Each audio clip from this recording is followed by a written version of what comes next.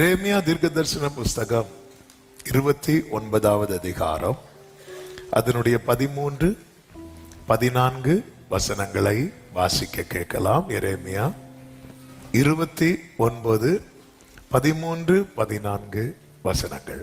உங்கள் முழு இதயத்தோடும் என்னை தேடினீர்களானால் என்னை தேடுகையில் கண்டுபிடிப்பீர்கள். நான் உங்களுக்கு காணப்படுவேன் என்று கர்த்தர் சொல்லுகிறார். நான் உங்கள் சிறையிருப்பை திருப்பி நான் உங்களை துரத்திவிட்ட எல்லா சாதிகளிலும் எல்லா இடங்களிலும் இருந்து உங்களை சேர்த்து நான் உங்களை விலக்கி இருந்த ஸ்தலத்துக்கே உங்களை திரும்பி வர பண்ணுவேன் என்று கர்த்தர் சொல்லுகிறார். கரங்களை உயர்த்தி ஹல்லேலூயா. பாபிலோன் சிறையிருப்பிலே மீந்திருக்கிறவர்களுக்கு இந்த வார்த்தை எழுதப்படுகிறது. மீந்திருக்கிறவர்களுக்கு சிறையிருப்பில் இருக்கிறாங்க, ஆனாலும் தப்பி இருக்கிறாங்க. பிரச்சனையில் இருக்கிறாங்க, ஆனாலும் காப்பாற்றப்பட்டு கொண்டிருக்கிறார்கள். பக்கத்தில் 1000, வலது புறத்தில் 10,000 விழுந்துச்சு, விழாம இருக்கிறாங்க. எப்படின்னு கேட்டா கிருபைன்னு சொல்றதை தவிர வேற சொல்வதற்கு ஒன்றுமில்லை. அப்படிப்பட்டவர்களுக்கு சொல்லப்பட்ட வார்த்தை, இங்க பாரு, நான் திருப்பி கொண்டு வருவேன், உன்னை நான் பூர்வ நிலையில ஸ்தாபிப்பேன், விழுந்து போன கூடாரத்தை நான் திரும்ப எடுப்பிப்பேன், அநேக இக்கட்டுகளை ஆபத்துகளை காணும்படி செய்த உன்னை திரும்ப நான். எத்தனை பேர் நம்புறீங்க என் ஆண்டவரால் எல்லாவற்றையும் திரும்பி வர பண்ண முடியும்? திரும்பி வர பண்ணுவேன். ஆமென். ஆண்டவர் இந்த காரியத்தை எரேமியாவை கொண்டு எழுதுகிறார். ஒரு பெரிய நம்பிக்கை அங்க கொடுக்கிறார். நம்பிக்கை, நீ என்ன தேடு, என்ன தேடு. இன்று பேசும்படி 5 காரியங்களை இந்த சம்பவங்களிலிருந்து உங்கள் மத்தியிலே சொல்லி ஜெபிக்கும்படி விரும்புகிறேன். முதல் காரியம், கர்த்தர் தரும் விடுதலையே மெய்யான விடுதலை. இந்த சத்தியத்தை எல்லாரும் புரிந்து கொள்ள வேண்டும். இந்த சம்பவத்தை நான் சொல்லும்படி விரும்புகிறேன். சரித்திரத்துக்குள்ள ரொம்ப போகல, நான் ஆவிக்குரிய கண்ணோட்டத்தோடு சொல்ல விரும்புகிறேன். 28வது அதிகாரத்துல நீங்க பாத்தீங்கன்னா, அனனியா என்கிற தீர்க்கதரிசி ஒரு பெரிய தீர்க்க தரிசனத்தை சொல்லுகிறான். அவனை தீர்க்கதரிசி என்றுதான் வேதமே சொல்லுகிறது. ஆனால் அவன் சொன்ன தீர்க்க தரிசனம் என்பது அது கர்த்தரிடத்திலிருந்து வந்ததா என்பதுதான் இங்க ஒரு பெரிய கேள்வியாக மாறுகிறது. அந்த தீர்க்க தரிசி என்ன சொல்லுகிறான் என்றால், அவன் சொன்ன தீர்க்க தரிசனம் கேட்பதற்கு ரொம்ப எல்லாருமே கேட்க விரும்புகிற தீர்க்க தரிசனம். ஏற்கனவே கர்த்தர் என்ன உரைத்திருக்கிறார் என்றால், பாபிலோனின் சிறையிருப்பு நீங்குவது 70 வருடம் ஆகும் என்று உரைத்திருக்கிறார். ஆனால் இந்த தீர்க்கதரிசி தீர்க்க தரிசனம் எப்படி உரைக்கிறான் என்றால், அதனுடைய 2வது வசனத்துல இஸ்ரவேலின் தேவனாகிய சேனைகளின் கர்த்தர் உரைக்கிறது என்னவென்றால், பாபிலோன் ராஜாவின் நுகத்தை முறித்தேன். அதாவது ஒரு நுகத்துக்குட்பட்டிருக்கிறவன் கேட்க விரும்புகிற தீர்க்க தரிசன வார்த்தை.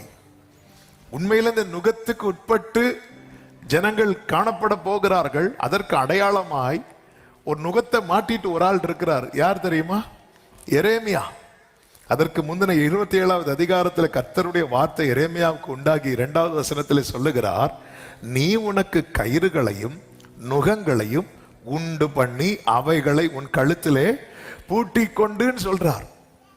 ஒரு மரத்தால ஒரு நுகத்தை உண்டு பண்ணி இப்படி ஒரு நுகம் அதை கழுத்துல மாட்டிட்டு அப்படி இருக்கிறார் தீர்க்கதரிசி. ஒரு அடையாளமா இப்படிதான் இஸ்ரவேல் ஜனங்கள் யாருக்கு பிடியில இருக்க போறாங்க? பாபிலோனியர் பிடியில இருக்கிறாங்க. சரி, அந்த காரியத்தை விடுவோம், நான் செய்திக்கு வர விரும்புகிறேன். அப்போ ஒரு நுகத்துக்கு உட்பட்டு இருக்கிறவன் உண்மையில எதை கேட்க விரும்புவான் என்றால், கர்த்தர் நுகத்தை முறிப்பார் என்பதை கேட்க விரும்புவான். ஆமென். இங்கே அதுதான் சொல்லப்படுகிறது. என்ன தீர்க்க தரிசனம் உரைக்கப்படுகிறது? பாபிலோனின் ராஜாவின் நுகத்தை முறித்தேன். 28:2 நுகத்தை முறித்தேன். எவ்வளவு நாளுக்குள்ள முறிப்பேன் என்று சொல்லுகிறார். 3வது வசனத்திலே, பாபிலோன் ராஜாவாகிய நேபுகாத் நேச்சர் இவ்விடத்திலிருந்து எடுத்து பாபிலோனுக்கு கொண்டு போன கர்த்தருடைய ஆலயத்தின் பணிமுட்டுகளை எல்லாம் நான் 2 வருஷ காலத்திலே இவ்விடத்துக்கு திரும்ப வர பண்ணுவேன். அல்லேலூயா. இப்போ நான் ஒண்ணு கேட்கிறேன் உங்ககிட்ட. ஆமென். என்ன கேட்கிறேன் அப்படின்னா, உங்களை நோக்கி 2 பேர் ப்ராஃபஸி சொல்றாங்க. ஒருத்தர் சொல்றாரு கர்த்தர் நுகத்தை முறிப்பார், 70 வருஷத்துல நடக்கும். இன்னொருத்தர் சொல்றாங்க கர்த்தர் நுகத்தை முறித்தார், 2 வருஷத்துல நடக்கும். நமக்கு எது தேவை? என்ன கோரஸ்? இதுதானே நம்மளை கவருது.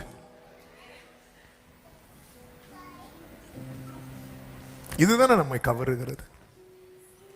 உண்மையிலே இப்ப நுகம் முறிக்கப்படுவது இஸ்ரவேல் ஜனங்கள் எல்லாரை விட யாருக்கு மிக அவசியம் என்றால் எரேமியாவுக்கு.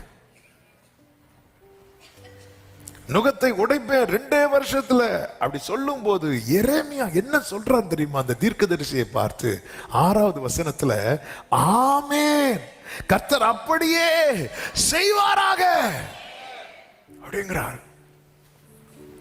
ஆமென். கர்த்தர் நுகத்தை முறிப்பார். இது ப்ராபசி, இது மாறாது. ஆனா இந்த அனனியா என்கிறவன் என்ன சொல்லுகிறான் அப்படின்னா, இன்னைக்கு பொதுவாகவே கர்த்தர் எரேமியாவை வச்சு என்ன ப்ராபசி சொல்றாருன்னா, இந்த நுகத்துக்கு கீழே நீ கொஞ்ச நாள் இருக்கணும் அப்படிங்கிறார். ஆனா அனனியா என்கிற தீர்க்கதரிசி சொல்றான், நுகமே கிடையாதுப்பா, நுகத்துக்கு கீழே இருக்க வேண்டாம். கர்த்தர் நுகத்தை முறிச்சிட்டாரு, 2 வருஷத்துல எல்லாமே செட்டில் ஆக போகுது. இதை கேட்கும் போது முதல் ஆமேன் சொன்னதே யாருதான் அப்படின்னா எரேமியா தான். எல்லாருக்கும் அதுதான் ஆசை. ஆனா எரேமியா ஆமேன் சொல்லிட்டு என்ன சொல்றாருன்னா, இங்க பாருங்க, முற்காலத்திலிருந்தே நமக்கு தெரியும், ஒரு தீர்க்கதரிசி ஆனாலும் சரி, அவங்க சொல்ற தீர்க்க தரிசனம் அது நடந்தால், அதனுடைய 9வது வசனத்தை வாசியுங்கள். சமாதானம் வரும் என்று தீர்க்கதரிசனம் சொல்லியிருக்க, அந்த தீர்க்கதரிசி சொன்ன வார்த்தையின்படியே வந்தால், அப்பொழுது அவன் கர்த்தர் மெய்யாய் அனுப்பின தீர்க்கதரிசியாக விளங்குவான் என்று எரேமியா தீர்க்கதரிசி சொன்னான். சமாதானம் வரும் என்று தீர்க்க தரிசனம் சொல்லி இருக்க. நீ சொன்னதெல்லாம் கரெக்ட் தான். ஆமென், அப்படியே செய்வாராக. எனக்கும் ஆசை. இது 70 வருஷம் நீண்டிட்டு போறதெல்லாம் எனக்கு ஆசை கிடையாது. எவ்வளவு சீக்கிரமா இந்த பிரச்சனை முடியுமோ அவ்வளவு சீக்கிரமா முடியணும்னு தான் ஆசை. ஆனா அனனியாவே, ஒரு சம்பவம் உங்களுக்கும் தெரியும் எனக்கும் தெரியும். ஆண்டவர் ஆரம்ப காலத்துல மோசே மூலமாவே சொல்லிட்டு இருக்கிறாரு. இங்க பாருங்க, ஒரு தீர்க்கதரிசி சமாதானம் வரும் என்று சொல்லி இருக்க, அந்த தீர்க்கதரிசி சொன்ன வார்த்தையின்படியே வந்தால் அப்பொழுது அவன் கர்த்தர் மெய்யாய் அனுப்பின தீர்க்கதரிசி என்று விளங்குவான் என்று எரேமியா தீர்க்கதரிசி சொல்றான். அது உங்களுக்கு தெரியும்ல. அப்பொழுது அனனியா என்ன பண்றான் தெரியுமா? 10வது வசனம். அப்பொழுது அனனியா என்கிற தீர்க்கதரிசி எரேமியா தீர்க்கதரிசியின் கழுத்தில் இருந்த நுகத்தை என்ன பண்றான்? உடைத்து போட்டான். எப்படி இருக்குங்க? ஆமென். எரேமியா இப்பொழுது நிமிர்ந்து, Thank you Jesus. நான் சர்ச்சுக்கு போனேன், என்னை நோக்கி ஒரு ப்ராஃபஸி வந்துச்சு, என் கழுத்துல இருந்த நுகம் என்னாச்சு? உடைக்கப்பட்டது. க்ளோரி அப்படி சொல்லிட்டு திரும்பி போகும்போது கர்த்தர் எரேமியாட்ட சொல்றார், அவன் மரத்தினாலே உண்டு பண்ணின நுகத்தை உடைச்சு போட்டால, இப்போ இரும்புல நுகத்தை உண்டு பண்ணி கழுத்துல மாட்டுங்கிறார். ஆமென். அதனுடைய 12 வாசியுங்கள். அனனியா என்கிற தீர்க்கதரிசி எரேமியா தீர்க்கதரிசியின் கழுத்தில் இருந்த நுகத்தை உடைத்து போட்ட பிற்பாடு கர்த்தருடைய வார்த்தை எரேமியாவுக்கு உண்டாகி, அவர், நீ போய் அனனியாவை நோக்கி, நீ மரநுகத்தை உடைத்தாய், அதற்கு பதிலாக இருப்பு நுகத்தை உண்டு பண்ணு என்று கர்த்தர் சொன்னார். இங்கே சொல்ல வருகிற செய்தியை கேளுங்கள், நல்ல கவனிங்க. இந்த இடையில நிறைய பேர் நம்மை விடுவிக்க முயற்சிப்பார்கள். அப்போ கழுத்தில் இருக்கிற ஒரு மர நுகத்தடி என்ன ஆகுது? முறியுது. முறிஞ்சதான் நம்மால் என்ன பண்றாரு? நிமிர்ந்தாரு. நிமிர்ந்து கொஞ்ச நேரம் ஆகல, இப்போ என்ன நுகத்தடி இருக்கு? அதன் அர்த்தம் என்ன? தற்காலிக விடுதலை இருக்குல்ல. தற்காலிக விடுதலை என்ன விடுதலை தெரியுமா? தேவன் தராத விடுதலை நம்முடைய கட்டை இன்னும் அதிகமாய் இறுக பண்ணும். தேவனிடத்திலிருந்து வராத ஒத்தாசை, தேவன் தராத விடுதலை டெம்பரரியா நமக்கு கொஞ்சம் ரிலீவ் ஆனது மாதிரி இருந்தாலும் அது நம்முடைய கட்டை, நம்முடைய நுகத்தை, நம்முடைய சிறையிருப்பை முன்னே இருந்ததை விட இன்னும் அதிகமாய் அது இறுக பண்ணுமே தவிர. ஆமென். இந்த நாளில ஒரு தேவ பிள்ளை இதுதான் புரிந்து கொள்ள வேண்டும். எனக்கு ஒத்தாசை எங்கிருந்து வருகிறது? எனக்கு விடுதலை யாரிடத்திலிருந்து வருகிறது? தேவன் தராத விடுதலை. அதனாலதான் இயேசு சொல்வார், குமாரன் உங்களை விடுதலை ஆக்கினால். யோவான் 8:36, குமாரன் உங்களை விடுதலை ஆக்கினால் மெய்யாகவே விடுதலை ஆவீர்கள். இல்லைன்னா அது மெய்யான விடுதலை இல்ல, டெம்பரரியா இருக்கும். அங்க போனேன், அவங்க கை வச்சதும் ஏதோ பண்ணுச்சு, அதுக்கப்புறம் என்னெல்லாமோ பண்ணுது. ஆமென். See, மரத்தால எரேமியாவும் அதுதான் விரும்புறாரு. ஆமென். அப்படியே செய்வாராக சொல்லிட்டு மரத்தால செய்யப்பட்ட நுகத்தடியை முறிச்சதோ, மீட்டிங் முடிஞ்சு கட்ட அவுத்தாச்சு, திருப்பி வீட்டுக்கு போலான்னு பார்த்தா இதுக்கு பழைய கட்டே பரவாயில்ல. இன்னைக்கு நிறைய பேர் தேவனிடத்திலிருந்து பெற்றுக்கொள்ள காத்திராமல் ஒத்தாசைக்காக பல பாதையை தெரிந்தெடுத்து சென்று இன்னும் அதிகமான, இன்னும் நெருக்கடியான சூழ்நிலையிலே மாட்டிக்கொள்ளுகிறார்கள். ஆவியானவர் சபைகளுக்கு சொல்லுகிறதை காதுள்ளவன் கேட்க கடவன். நமக்கு ஒத்தாசை எங்கிருந்து கிடைக்கிறது? அதாவது ஒரு பிரச்சனையிலிருந்து ரிலீவ் ஆகிறதற்கு நான் ஜோம் பண்ணி பார்த்தேன், ஆண்டவர் என்ன வெயிட் பண்ண சொல்றாரு, இது வேலைக்கு ஆகாது, நம்ம வேற ஏதாவது இருக்கா, இன்னொரு வழியா போய் இதுல இருந்து ரிலீவ் ஆகி இங்க போய் மாற்றுறது. ஆமே. ஒரு பிரச்சனையிலிருந்து வெளியே இன்னொரு பிரச்சனை, இது மாற்றுனது பெரிய பிரச்சனை. அதாவது பஞ்சகாலத்துக்கு தப்புவிக்க எகிப்துக்கு போய் எகிப்துல மாட்டினாங்க பாத்தீங்களா? எகிப்துல போய் போனதே எதுக்கு? பஞ்சகாலம். பஞ்சகாலம் எத்தனை வருஷம்? 7 வருஷம். 7 வருஷம் முடிஞ்சது, யோசேப்பு காலம் முடிஞ்சது. யாருக்காவது திருப்பி வரணும்னு தோணுனாங்களா? இல்ல.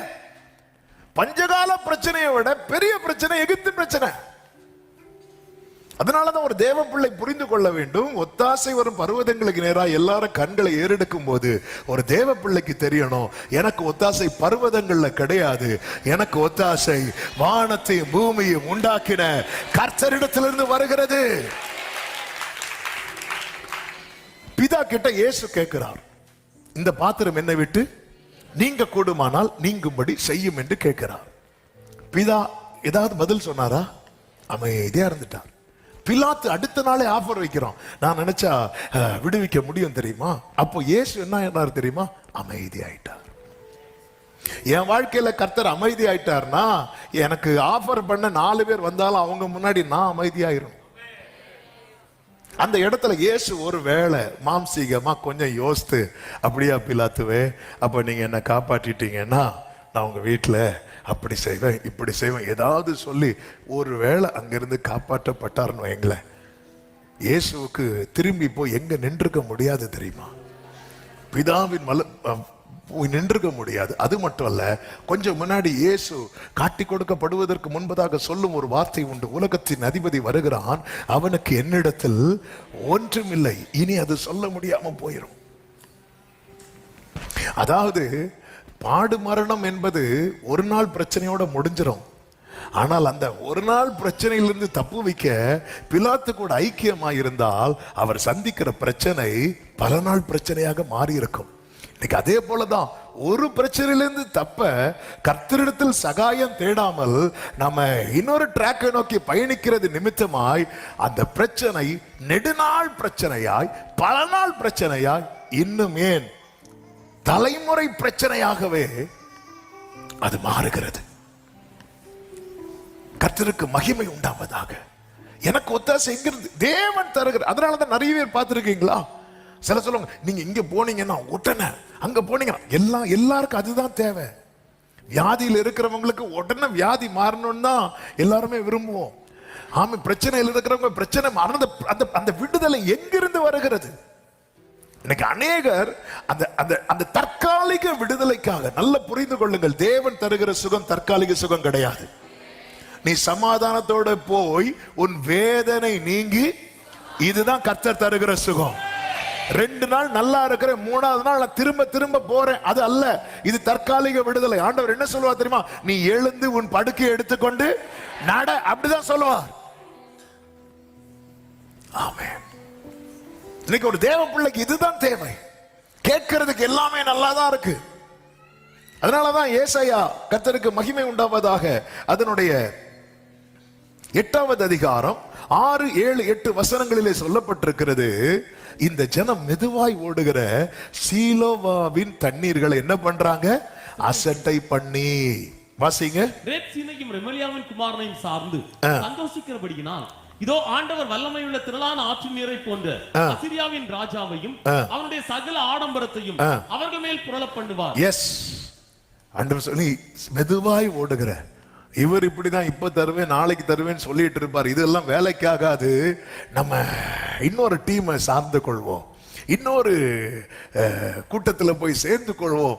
இது என்ன ஆகுது அப்படின்னா, ஒரு பெரிய பிரச்சனையில போய் முடிய போகுது என்று ஆண்டவர் ஏசாயா தீர்க்கதரிசியை கொண்டு வான் பண்ணுகிறார். சவுலை பாருங்கள். சவுலுக்கு எல்லாம் பிரச்சனை மேல பிரச்சனை வர ஆரம்பிச்சிட்டு, இப்பொழுது அவன் என்ன பண்றான்னா, எனக்கு ஒரு வார்த்தை வேணும், தேட ஆரம்பிக்கிறான். இதுவரை தேடாதவன் இப்பொழுது தேட ஆரம்பிக்கிறான். 1 சாமுவேலின் புஸ்தகம் 28வது அதிகாரம் அதனுடைய 6, 7 வசனங்களிலே சவுல் கர்த்தரிடத்தில் விசாரிக்கும் போது, கர்த்தர் அவனுக்கு சொப்பனங்களிலாவது ஊரிமினாலாவது தீர்க்கதரிசிகளினாலாவது என்ன செய்யவில்லை? மறு உத்தரவு அருளவில்லை. நல்ல கவனிங்க. நான் ஆண்டவர்கிட்ட தேடி, ஆண்டவர்கிட்ட ஒரு வார்த்தைக்காய் காத்திருந்து எனக்கு பதில் வரலன்னா நான் என்ன தெரியுமா செய்யணும்? ஏன் பதில் வரல, இதை பார்த்து சரி பண்ணணும். ஆனா சவுலுக்கு இதை சரி பண்ண மனம் இல்லை. அவன் என்ன செய்தான் தெரியுமா? அடுத்த வசனத்தில் சொல்லப்பட்டிருக்கிறது, அப்பொழுது சவுல் தன் ஊழியக்காரரை நோக்கி, அஞ்சனம் பார்க்கிற ஒரு ஸ்திரீயை தேடுங்கள், நான் அவளிடத்தில் போய் விசாரிப்பேன் என்று ட்ராக்க மாத்துறான். ஏன்? நான் ஜெபம் பண்ணி பார்த்தேன், எனக்கு கிடைக்கல. நான் வார்த்தையை தேடி தேடி பார்த்தேன், எனக்கு கிடைக்கல. அதனால என்னாச்சு? நான் ட்ராக்க மாத்தினேன். ட்ராக்க மாத்தி போனான் அல்லவா, அவன் நினைச்சது போல காரியம் நடந்தது போல இருந்தது. அவன் நினைச்சது போல, யார் வந்திருக்கிறா? வயசான ஒருத்தர் தாடி வச்சு, இது யாருதான் பாத்தியா, அங்க தேடி கிடைக்கல, இங்க தேடி கிடைச்சி. ஆனா கிடைச்சி என்னாச்சு தெரியுமா? பொத்துன்னு விழுந்து கிடக்குறான். அது அவனுக்கு விடுதலைக்கான தேடல் அல்ல, அது அவனுக்கு அழிவுக்கான தேடலாய் மாறினது. ஆமென். அதாவது ஆண்டவர் இஸ்ரவேலரை, ஆதாம் ஏவாளை சோதிப்பதற்காக ஒரு கனியை வச்சிருக்கிறார். அந்த சோதனையின் கனி தான் நன்மை தீமை அறியத்தக்க கனி. இந்த சோதனையை இவங்க ஜெயிச்சுட்டாங்கன்னா அடுத்து என்ன கனியை கொடுக்க போறார்னா, ஜீவ விருட்சத்தின் கனியை கொடுக்க போறார். இந்த ஜீவ விருட்சத்தின் கனியை உங்களுக்கு கொடுக்கிறதுக்கான டெஸ்ட் தான் நன்மை தீமை அறியத்தக்க கனி. இவங்க என்ன பண்ணிருக்கணும்னா, இதை பொறுமையா இருந்து இதை கை வைக்காம இருந்திருப்பாங்கன்னா அந்த அந்த மேன்மையை கொடுத்திருப்பார். ஆனா சாந்தா உள்ள புகுந்து என்ன பண்ணிட்டான் தெரியுமா? இதையும் கை வைக்க வச்சுட்டான். இதனால அவங்க ஜீவ விருட்சத்தின் கனியை என்றென்றைக்கும் என்று இழந்து போனார்கள். புதிய ஏற்பாட்டுல தான் கர்த்தர் சொல்லுகிறார், ஜெயம் கொள்ளுகிறவன் எவனோ பரதீசின் மத்தியில் இருக்கிற. அப்ப நிச்சயமா இந்த பரீட்சையில ஆதாமும் ஏவாளும் ஜெயிச்சிருந்திருப்பாங்கன்னு வைங்களேன். ஜெயிச்சிருந்திருப்பாங்க. கர்த்தர் எதை கிஃப்டா கொடுத்திருப்பார் தெரியுமா? ஜீவ விருட்சத்தின் கொடுத்திருப்பார். நம்ம இப்படி கஷ்டப்பட வேண்டிய ஒரு அவசியமும் வந்திருக்காரு. கையில மாட்டட்டும், அப்படிதான் நமக்கு தோணும். ஒரு பழத்துல போய் எங்க வாழ்க்கையை முடிச்சிட்டீங்களே, அதான் ஹல்லேலூயா. ஆமென். ஒரு சின்ன காரியத்தை செஞ்சதுனால தலைமுறையா கஷ்டப்பட வேண்டிய ஒரு சூழ்நிலை இருக்கு. அந்த ஜெயம் அந்த கொடுக்க கூடாதுன்னு எதுவுமே வைக்கல. கொஞ்சம் பொறுத்துக்கோ, கொஞ்சம் பொறுத்துரு. அதனாலதான் ஒரு தேவ பிள்ளை இதை புரிந்து கொள்ளணும். ஆண்டவர் நீங்க தராத சுகம் கிடையாது. டெம்பரரி. இன்னைக்கு நல்லா இருக்கிறது போல இருக்கும், ஆனா நாளைக்கு ஒரு பெரிய கட்டுல போய் மாட்டிக்கொள்வாங்க. சொல்லுவோம், இங்க போய் மந்திரம் பண்ணுங்க, அங்க போய் இவங்களை பாருங்க, இங்க போய் இதை பண்ணுங்க, உடனே பாருங்க அவங்க போய் சொன்னாங்க, அப்படி உடனே எல்லாமே கட்ட கட்ட கட்ட கட்ட நடக்கிறது போலதான் இருக்கும். ஆனா ஒரு பெரிய ட்ராப் அது. தேவ பிள்ளைகளுக்கு ஆவியான ஒரு எச்சரிக்கிற வார்த்தை இது. மெதுவாய் ஓடுகிற சீலவாமின் தண்ணீரை நீ அசட்டை பண்ணாத. அது மர நுகத்தை மாற்றி இரும்பு நுகத்தை கொண்டு பண்ணும். ஆமென்.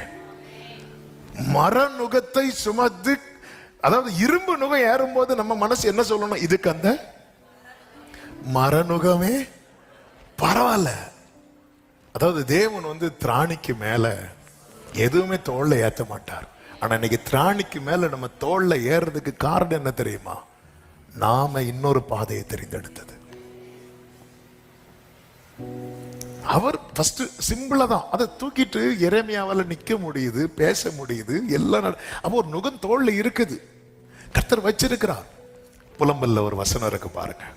புலம்பலின் புஸ்தகம் 3வது அதிகாரம். எரேமியா புஸ்தகம் முடிந்து வரும் புலம்பல் 3வது அதிகாரம், அதனுடைய 27 முதல் வாசியுங்கள்.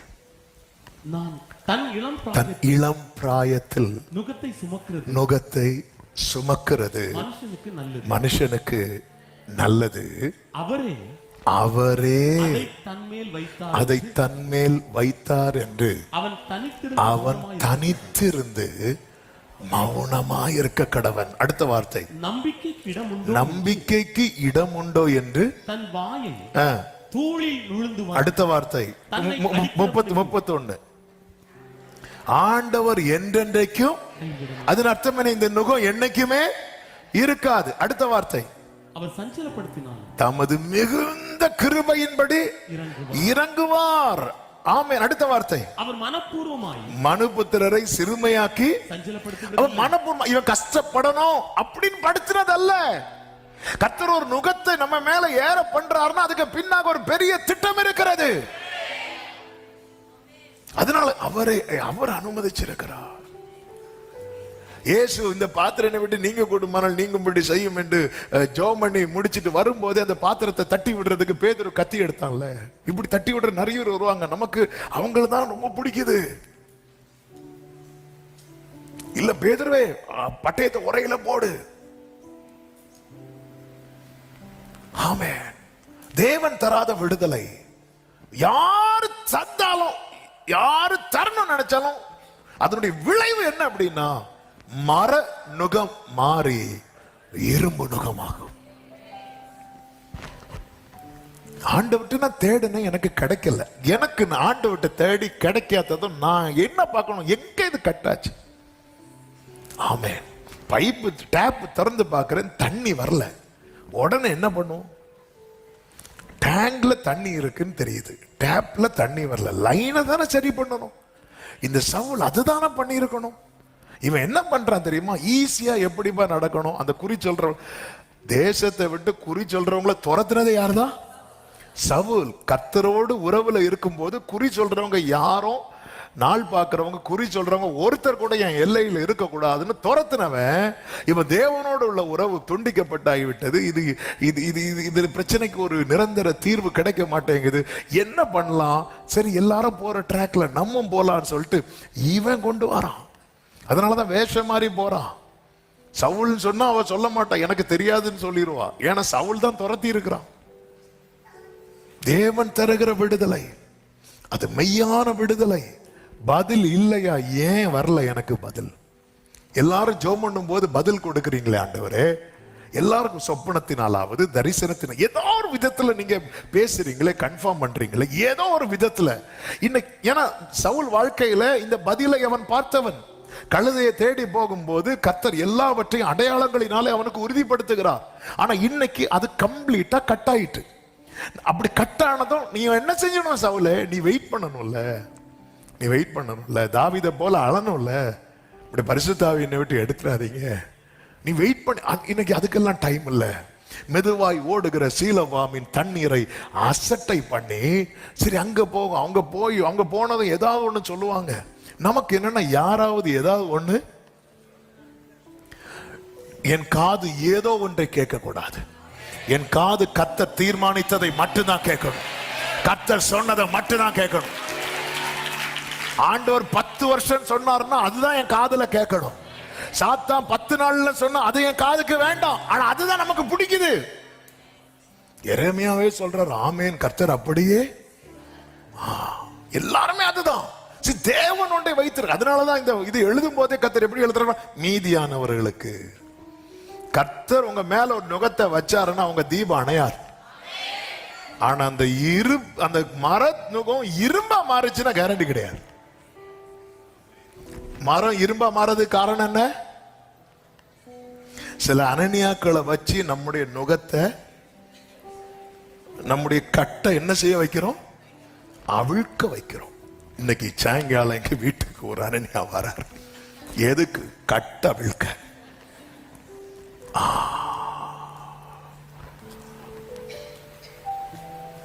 ஒரு தேவ பிள்ளைக்கு இந்த தெளிவு தேவை.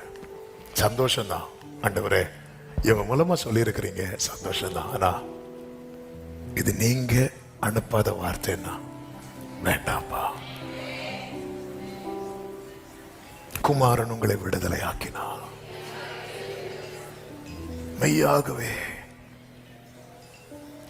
10 நாளில் உங்களுக்கு இது செய்து தரப்படும், 20 நாளில் இது இப்படி எல்லாம் கேட்கும் போது இது இது இது இது இது நமக்கு இது நம்மை கவரக்கூடியது. இது நம்மை கவருகிறது. அனனியா சொல்றான், 70 வருஷமா 2 வருஷத்துல நான் பண்ணி தரேன். எரேமியா சொல்றார், நீ சொல்றபடி ஆவதாக. ஆனா கர்த்தர் அனுப்பாம இங்க பாரு, மர நுகத்தடி அதே போல கட்டும் உடையுது, கண்களுக்கு முன்பாய் கட்டு உடையுது. எரேமியா வீட்டுக்கு போகும்போது ஆண்டவர், வெயிட் பண்ணு, இரும்புல ஒரு நுகத்தை கொண்டு வா.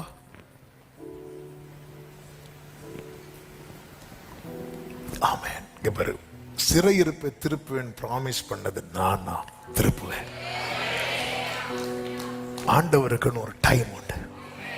அவர் எல்லாவற்றையும் ஆதின் காலத்தில் அவர் செய்ய நினைத்தது ஒன்றும்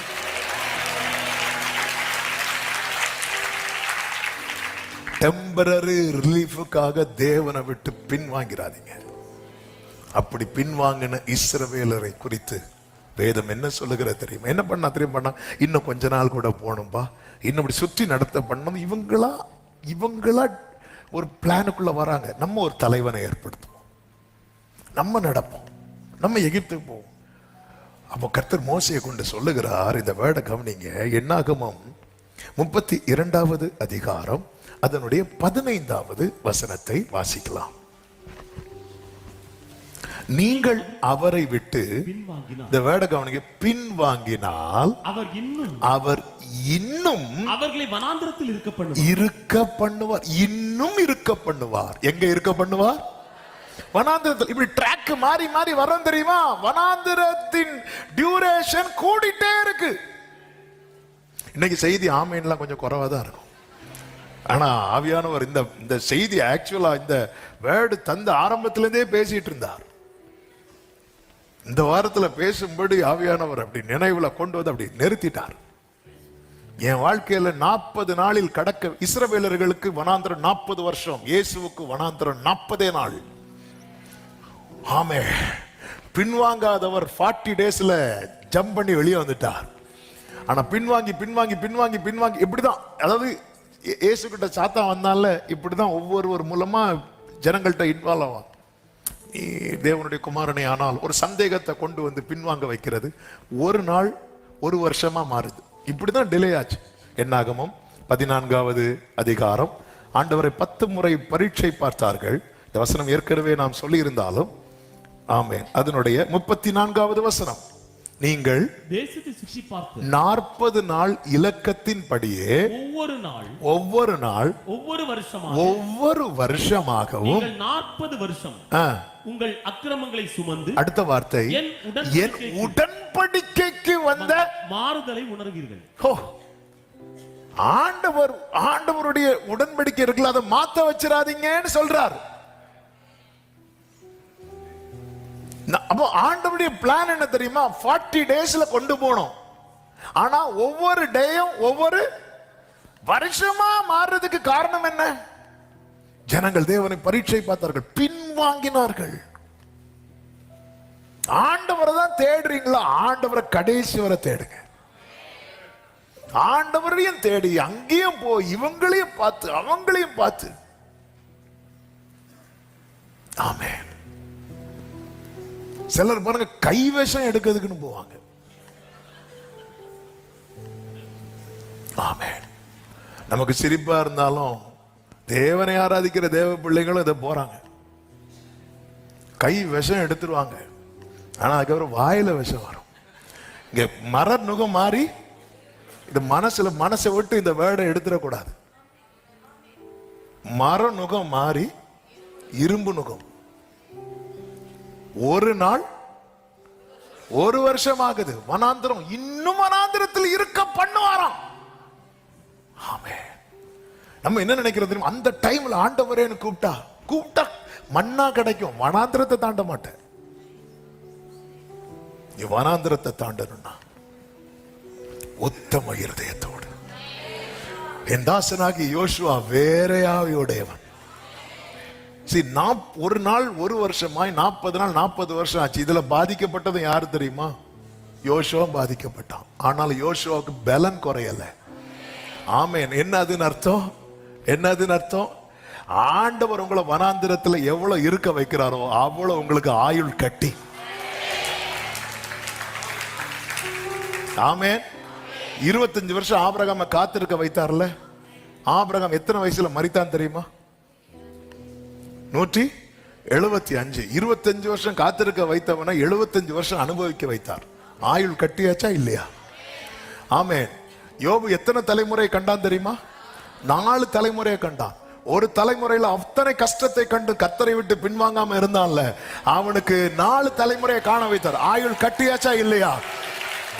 ஆண்டவர் நம்மள உட்கார வைக்கிறது மற்றவர்களுக்கு தான் பனிஷ்மெண்ட், காலேபுக்கு பனிஷ்மெண்ட் கிடையாது. நமக்கு என்னன்னா இன்னைக்கு ஜோம் பண்ணணும், நாளைக்கு பார்க்கணும், நாளை கழிச்சு போகணும். அப்படின்னா ஓகே. ஆண்டவர் எவ்வளவு அதான் மெதுவாய் ஓடுகிற சீலவாமின் தண்ணீரை நீ என்ன பண்ற தெரியுமா? அசட்ட பண்ற. என்னுடைய ஆசை என்ன நினைக்கிற? ஆண்டவருடைய ஆசை என்ன நினைக்கிற? நீடித்த நாட்களால் அவனை திருப்தியாக்கி. நம்ம அதை விட்டுட்டு உடனே அவ்வளவுதான் முடிச்சு. ஹல்லேலூயா. கர்த்தருடைய ஆலயத்துல பச்சையான ஒலிவ மரம் போல அவர்கள் கேதுரு மரங்களை போல இருப்பார்கள். இப்படிதான் ஒரு வளர விடுறார். கீழே வேர் பெற்றி பூத்து காய்ச்சி அதை விட்டுட்டு திடீர்னு ஒரு மழை பெய்யும் பாருங்க, அப்படி ஒரு காளான் முளைக்கும். கண்களுக்கு எப்படி இருக்கும் தெரியுமா? ஆஹா. அடுத்த நாள் பார்த்தா காளான். கர்த்தர் தேவ ஆண்டவர் அப்படி நமக்கு எந்த ப்ராமிஸுமே தரல. வனாந்திரத்தில் நடத்தி கொண்டிருக்கும் போது நிறுத்தி, மோசே நிறுத்தி, உபாகம் 1வது அதிகாரம் எடுக்க வேண்டாம், அப்படி நின்னு அப்படி திரும்பி பார்த்து சொல்றார், நீங்கள் இப்பொழுது இருக்கிறதை பார்க்கலாம் 1000 மடங்கு. நீங்க வேர்டை எப்பவுமே ஃபியூச்சரா பார்த்து போயிட்டே இருக்கணும். பின்வாங்கினா என்னாகும்? 32:15 ஒரு விசை கூட இந்த வசனத்தை உங்க கண்களை விட்டு திருப்பாதிருங்கள். நீங்கள் அவரை விட்டு பின்வாங்கினால் அவர் இன்னும் வனாந்திரத்திலே இருக்க பண்ணுவார். நான் இன்னும் வனாந்திரத்தில் இருக்கணுமா, வனாந்திரத்தை தாண்டணுமா என்பது நான் எடுக்கிற தீர்மானத்தில் இருக்கிறது. நான் என்ன தீர்மானம் எடுக்க போறேன்? நான் இன்னும் வனாந்திரத்தில் இருக்கணுமா, இன்னும் கஷ்டப்படணுமா? இல்ல ஆண்டவரே, இந்த வனாந்திரத்தை விட்டு, வேதம் சொல்லுகிறது, ஆவியானவரின் பலத்தினாலே அவர் கலிலேயாவுக்கு போனார். 40 நாள்ல இயேசு கிறிஸ்து வனாந்திரத்தை தாண்டினாரே. ஆமே. நம்முடைய ஹீரோ முந்தின ஆதாம் அல்ல, நம்முடைய ஹீரோ பிந்தின ஆதாம். நம்முடைய ஹீரோ மோசே அல்ல, நம்முடைய ஹீரோ மோசேயிலும் பெரியவர். 40 நாள்ல வனாந்திரத்தை கடந்து வந்தவர். ஆமென் சொல்லுங்க பார்க்கலாம். கர்த்தர் தருகிற விடுதலை தான் மெய்யான விடுதலை. கர்த்தரிடத்திலிருந்து வராத எந்த விடுதலையும் அது இன்று விடுதலை போல தோன்றினாலும் அது நாளை இன்னும் பலத்த கட்டுக்குள்ளே தான் நம்மை கொண்டு போகும். ஆவியானவர் சபைகளுக்கு சொல்லுகிறதை காதுள்ளவன். ஆமென். 5ன்னு சொல்லிட்டானோ? ஹல்லேலூயா. இது ரொம்ப முக்கியம், ரொம்ப முக்கியம். சிலர் பாருங்க உடனே நல்லா இருக்கு, உடனே எல்லாமே ஓகே ஆனது மாதிரி இருக்கு, அடுத்து ஒரு பெரிய யோசேப்பு லைஃப்ல விடுவிக்கப்படுவார், அகப்படுவார், விடுவிக்கப்படுவார், இப்படிதான் யோசேப்பு லைஃப் போயிட்டு இருக்கு. ஆனா 30வது வயசுல கர்த்தர் ஒரு விடுதலை கொடுத்தார் பாத்தீங்களா, அது பெர்மனன்ட் ரிலீஃப். ஆமா, போர்த்திபார் கண்ணுல தயை கிடைக்குது, என் வீட்டுல வந்து நெல்டா திருப்பி உள்ள, இப்படிதான் போயிட்டே இருக்குது. குழியில தூக்கி போட்டாங்க, தூக்கி எடுத்தாங்க. தூக்கி எடுத்ததும் யோசேப்பு என்ன நினைச்சிருப்பா தெரியுமா, அப்பாடா. ஏன்னா அவர் அண்ணேன்னு கெஞ்சினார், அண்ணன் தூக்கிட்டார். தூக்கி முடிச்சதும் பார்த்தா 20 வெள்ளி காசுக்கு வச்சுட்டார். என்னன்னு இப்படி பண்ணிட்டீங்க, இதுக்கு நான் அந்த குழியிலே கிடந்திருப்பேன். So temporary relief. ஏன்னா கர்த்தர் கை வைக்கல, கர்த்தர் அவனோடு இருந்தார் மட்டும்தான் இருக்கும் பைபிள்ல. அவன் தயை கிடைக்க பண்ணிட்டே இருந்தார், ஃபேவர் கிடைக்க பண்ணிட்டே இருக்கிறார். சிறையில் இருந்தால் அந்த ஃபேவர், நுகத்தில் இருந்தால் அந்த ஃபேவர், தீயை தண்ணீரை கடந்தால் அந்த தயவு கிடைச்சிட்டே இருக்கும். கர்த்தர் தருகிற விடுதலை. அவங்க அதை பண்றாங்க, இவங்க இதை பண்றாங்க. இவங்க கிட்ட போனா அவங்க உங்க வீட்டுல எங்க என்ன ஒளிச்சு வச்சிருக்காங்கன்னு, என்னத்தை ஒளிச்சு வைக்க போறோம், ஆமென், அவங்க எடுத்து தருவாங்க. இதெல்லாம் வந்து அப்படியே நம்மளை வந்து முட்டன நமக்குலாம் பாருங்க. நான் கர்த்தரை தேடினேன், அவர்கள் அவரை நோக்கி பார்த்து பிரகாசம் அடைந்தனர். இந்த ஏழை கூப்பிட்டார், கர்த்தர் கேட்டார். எனக்கு தெரியும் அப்பா தராத விடுதலை எனக்கு விடுதலை கிடையாது. இந்த நுகத்துக்குள் இருந்தும் கர்த்தர் என்னை உயிரோடு வைத்திருக்கிறார் என்றால், இந்த நுகத்திலிருந்து கர்த்தர் எனக்கு ஒரு விடுதலை தருவார். நம்புறவங்க நல்ல கரங்களை சட்டி ஆண்டவருக்கு மகிமை. ஆமென் சொல்லுங்க பார்க்கலாம். இரண்டாவதாக, இப்பொழுது செய்ய வேண்டியதை செய்து கொண்டிருங்கள், அதாவது காலத்தை வீணாக்காதிருங்கள். எரேமியா 29வது அதிகாரம் அதனுடைய 4, 5, 6 வசனங்களை வாசியுங்கள். தேவனாகிய சேனைகளின் கர்த்தர் தாம் எருசலேமிலிருந்து பாபிலோனுக்கு சிறைப்பட்டு போக பண்ணின அனைவருக்கும் அறிவிக்கிறது என்னவென்றால், தேவனாகிய கர்த்தர் சிறைப்பட்டு போன அனைவருக்கும் அறிவிக்கிறது என்னவென்றால், நீங்கள் வீடுகளை கட்டி குடியிருந்து அவைகளின் கனியை சாப்பிடுங்கள். நீங்கள் பெண்களை விவாகம் பண்ணி குமாரத்திகளையும் பெற்று பெண்களுக்கு கொண்டு உங்கள் குமாரத்திகளை புருஷருக்கு இவர்களும் குமாரரையும் குமாரத்திகளையும் பெறட்டும். அதாவது என்ன சொல்றாருன்னா, ஆண்டவர் செய்வார், ஆண்டவர் செய்யட்டும் சொல்லிட்டு நீ சும்மா இருக்காதேன்னு சொல்றார். அவர் செய்ய வேண்டிய காலத்துல அவர் எல்லாம் செய்வார். இப்பொழுது நீ என்ன செய்யணும் அதை செஞ்சிட்டு. ஆமென். அவருடைய வார்த்தை நிறைவேறும், அவருடைய வார்த்தை நிறைவேறட்டும் சொல்லிட்டு நீ காலத்தை வீணாக்காதே, ஒழுங்கற்று தெரியாது. தெசலோனிக்கேயருக்கு அப்படிதான் சொல்லுவார். ஆண்டவர் வருவார்ல, அப்போ எதுக்கு இந்த வேலை? ஆண்டவர் தான் வருவார்ல, நம்மை அழைச்சிட்டு போக வருவார்ல. தெசலோனிக்கே சபையினுடைய இதே என்னன்னா, நல்ல குவாலிட்டியான சர்ச், மற்ற எல்லா சபைகளை விட கிறிஸ்துவுக்குள்ள ரொம்ப ஸ்திரப்பட்ட சபை. ஆனா என்ன பிரச்சனை அப்படின்னா, கர்த்தர் தான் வர போறார்ல, நம்ம எதுக்கு வேலை பார்க்கணும், நம்ம எதுக்கு சாப்பிடணும்? அதான் அவங்க வேலை பார்க்காம சாப்பிட்டாங்கன்னு இருக்கு. பவுல் சொல்றாங்க, பாரு ஒழுங்கட்டு என்ன காத்திருக்கிறேன்னு சொல்லுது. சும்மா காத்திருக்கிறவங்கள பாருங்க, இஷ்டத்துக்கு தூங்குவாங்க, இஷ்டத்துக்கு எழும்புவாங்க, சும்மா இருப்ப. கேட்டா நான் காத்திருக்கிற ஆண்டவர் சொல்லுங்க, ஒழுங்கா வேலை செய். வேலை வரும்போது உனக்கு நான் என்ன சொன்னானோ அதை நான் செய்வேன். ஏன்னா இங்க ஆண்டவர் சொல்றாரு, இவங்கள்ட்ட 70 வருஷம் ஆகுங்கிறார். நீ அதோட என்ன செய்ய போற? தாவீதுக்கு மேல வச்ச அபிஷேகம் என்ன அபிஷேகம் தெரியுமா? ராஜாவாகிற அபிஷேகம். அவன் மேல அபிஷேகம் வைக்கப்பட்ட பிறகு அந்த வேலை வரும் வரை அவன் என்னெல்லாம் வேலை பார்த்தான் தெரியுமா? ஆடுமைத்தான், இசைக்கருவி வாசித்தான். ராஜாவுக்கு முன்னாடி இன்ஸ்ட்ருமெண்ட் பிளே பண்ற ஜாப். அதனால ராஜா நானா கீபோர்டு வாசிக்கணும் இல்ல, டைம் வர்றது வர 1000 பேருக்கு தலைவனா இருந்தான். ஒரு தேசத்தை நடத்துற அபிஷேகம், அதுதான் அபிஷேகம். அந்த டைம் வர 1000 பேருக்கு தலைவனா இருந்தான். சவுலுக்கு சேவகனா இருந்தான். சவுலுடைய வில்லையும் அம்பையும் தூக்கிட்டு போறவனா இருந்தான்.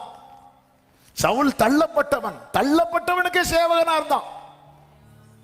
அவர் முறுமுறுக்கல்ல. அது கர்த்தர் என்ன ராஜாவா தான் வைப்பேன்னு சொல்ற, நான் இனி ஆடெல்லாம் மேய்க்க மாட்டேன் இல்ல. ஆண்டவருடைய வேலை வரும்போது ஆண்டவர் எல்லாவற்றையும் செய்வார், அதில் மாற்றம் இல்லை. ஆனால் அதுவரை நாம் என்ன செய்து கொண்டிருக்கிறோம்? பவுலை பாருங்கள். பவுலுடைய ஊழியமே அப்போஸ்தல ஊழியம். புறஜாதிகளுக்கு அப்போஸ்தலனாய் அழைக்கப்பட்டவன் பவுல். அந்த பவுல் அப்போஸ்தலர் 18வது அதிகாரம் கொரிந்து பட்டணத்துக்கு போகிறார். 1வது வசனத்துல அந்த கொரிந்து பட்டணத்துல போய் என்ன பண்ணிட்டு இருக்கிறார்? டைம் இன்னும் வரல, வேலை வரல. 3வது வசனத்தை வாசியுங்கள். அவர்கள் கூடாரம் பண்ணுகிற தொழிலாளிகள். அவர்கள்னா யாரு? அதுக்கு முந்தின வசனத்துல சொல்லப்பட்டிருக்கிறது ஆக்கிலாவும். அவர்கள் கூடாரம் பண்ணுகிற தொழிலாளிகளாய் இருந்தார்கள். இனி 3வது வசனம். தானும் அந்த தொழில் செய்கிறவன் ஆனபடியினாலே அவர்களிடத்தில் தங்கி வேலை செய்து கொண்டு வந்தான் அப்படின்னு இருக்கு. அவன் அங்க கர்த்தர் கொண்டு போனது எதுக்கு? வேலை செய்யவா, ஊழியம் செய்யவா? சத்தமா சொல்லுங்க. ஆனா ஊழியத்துக்கான டோர் இன்னும் என்ன ஆகல? ஓபன் ஆகல. அவர் என்ன பண்ணிட்டு இருக்கிறாரு? சும்மா இருக்கல்ல. ஆண்டவருடைய திட்டங்கள் பெருசுங்க. ஆனா அதுக்காக தேவன் நம்மை வந்து சும்மா இருக்க விடல. சரி, மோசே வந்து இந்த இந்த இந்த இந்த சாப்டருக்கு வர அதுக்கு முன்னாடி மோசே வந்து எகிப்துல என்னவா இருந்தார் தெரியுமா? எகிப்துல 40 வருஷம் என்னவா இருந்தார்?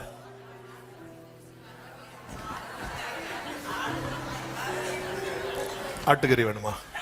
இல்ல தெரியாம கேட்கிறேன். எகிப்துல இருக்கிறவங்களுக்கு ஆடு மேய்க்கிறவங்கனாலே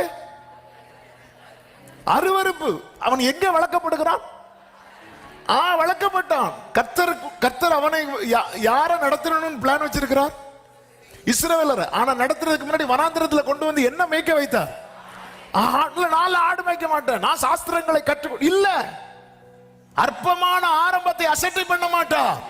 இன்று கர்த்தர் சிலதை செய்ய வாசல் திறக்கும் போது கர்த்தர் எனக்கு பெருசு வச்சிருக்க, நான் எதுக்கு இது? நோ, என் நினைவுகள் அல்ல உங்கள் நினைவுகள். 40 வருஷம் எகிப்துல இருக்கும் போது எகிப்துல சாஸ்திரங்களை சகல கலைகளையும் கற்று தேர்ந்தவனான போது அவனுக்கு ஒரு எண்ணம் வந்துச்சு, இஸ்ரவேல் ஜனங்களை கர்த்தர் என் கையினாலதான் விடுவிப்பார். அப்போ அவன் கையில விடுவித்திருந்தா எத்தனை பேர் டெய்லி அடக்காராதனை தான். ஆமாவா இல்லையா? ஹலோ, இங்க வா, ஒழுங்கா இருந்தா அவ்வளவுதான், ஆல் அவுட். ஏன்னா அவர் சகல கலைகளையும் கற்று ஆண்டவர் பார்த்தாரு, இவனை இப்படி விடக்கூடாது. அடுத்த 40 years அவன் ஆடு மேய்க்க வைத்தார். ஒரு ஆடு மேய்க்கிறவனுக்கு எவ்வளவு பொறுமை வேணும் தெரியுமா? எவ்வளவு சகிப்புத்தன்மை வேணும் தெரியுமா? கர்த்தர் அவனை உருவாக்குறார், சாந்த குணம் உள்ளவனாய் உருவாக்கி திருப்பி கொண்டு போறார். மெதுவாய் ஓடுகிற சீலவாமின் தண்ணீரை நீ அசட்டை பண்ணுகிறாயோ? அவர் கல்யாணம் பண்றார், பிள்ளைங்க பிறக்கிறாங்க, ஒரு வேலை பார்த்துட்டு இருக்கிறார். இல்ல, மோசே கல்யாணம் பண்ணிட்டான், மோசே வேற ஒரு வேலையில ஜாயின் பண்ணிட்டான், அதனால அவன் வேண்டாம். ஆரோன் இப்படி மாறினார் ஆண்டவர். காத்திருக்கிறவர்களே, கர்த்தர் சொன்னதுல ஒரு ஒரு டாட் கூட மிஸ் ஆகாம நடத்துவார். ஆனா நம்ம என்ன பண்ணிட்டு இருக்கிறோம்?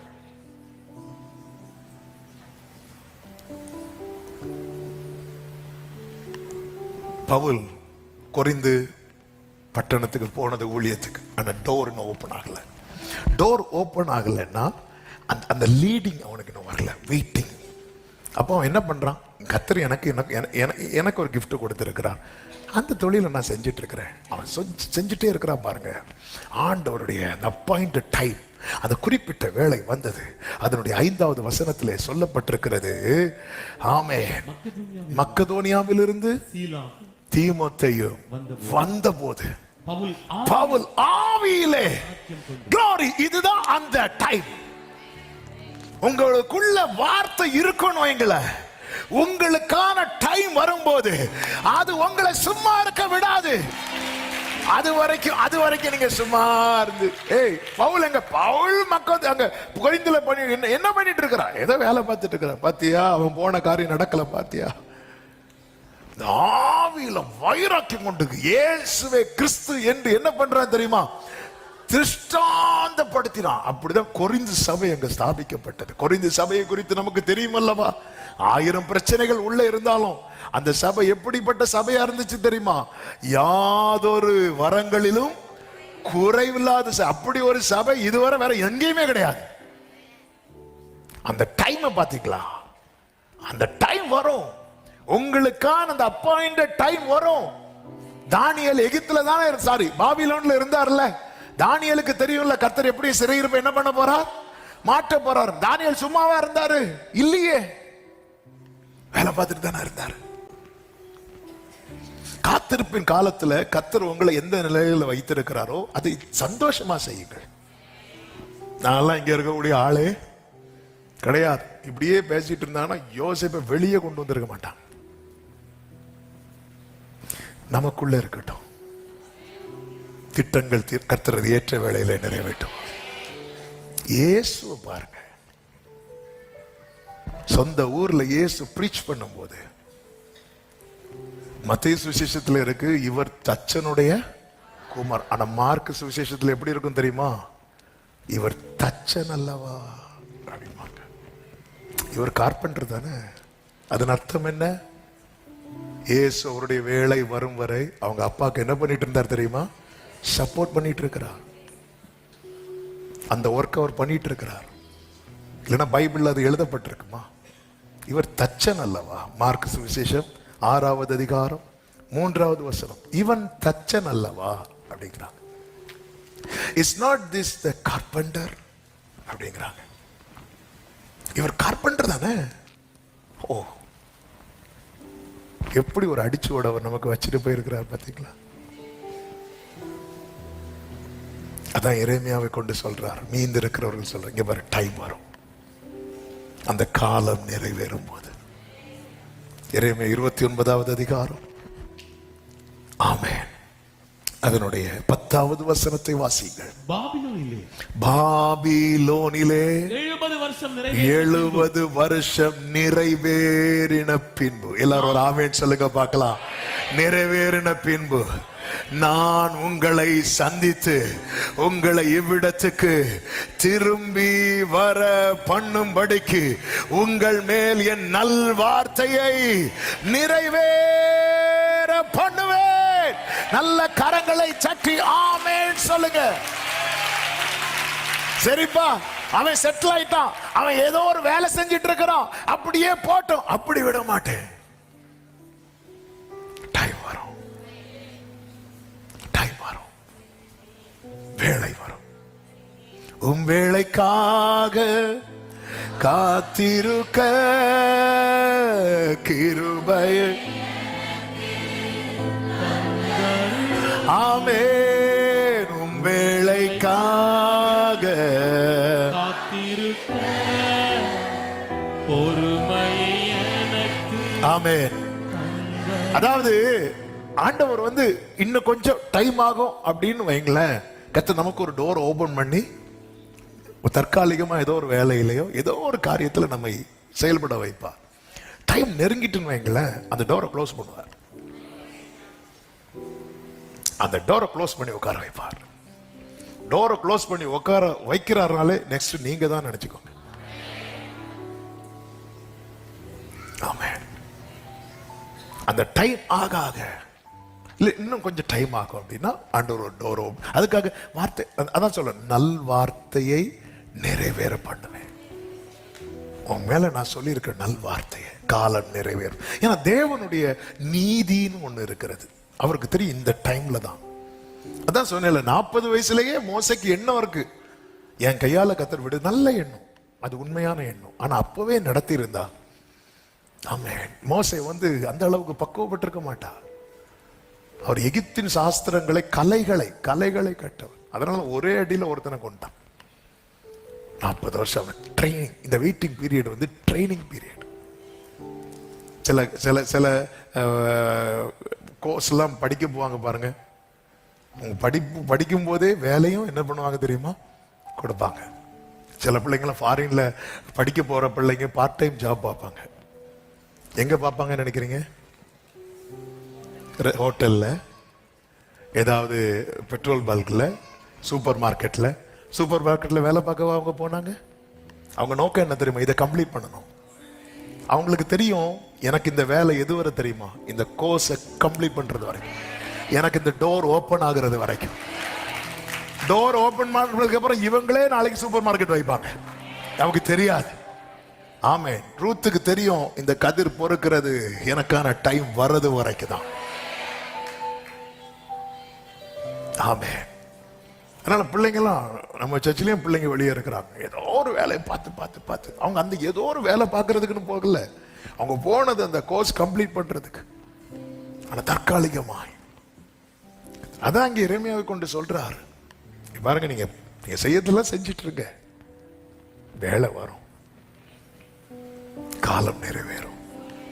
நான் நம்புகிற சில உள்ளங்களோடு கத்த தீர்க்க தரிசனமாய் இதை பேசிக் கொண்டிருக்கிறார். நாள் வரும், அப்பொழுது உங்கள் மேல் என் நல்வார்த்தையை, உங்கள் மேல் என் நல்வார்த்தையை. அதன் அர்த்தம் என்ன? இந்த வசனம் ஆபிரகாமுக்கு பலிச்சுச்சு, ஈசாக்குக்கு பலிச்சது, யாக்கோபுக்கு பலிச்சது, உனக்கும் பலிக்கும். நல்ல கைகளை தட்டி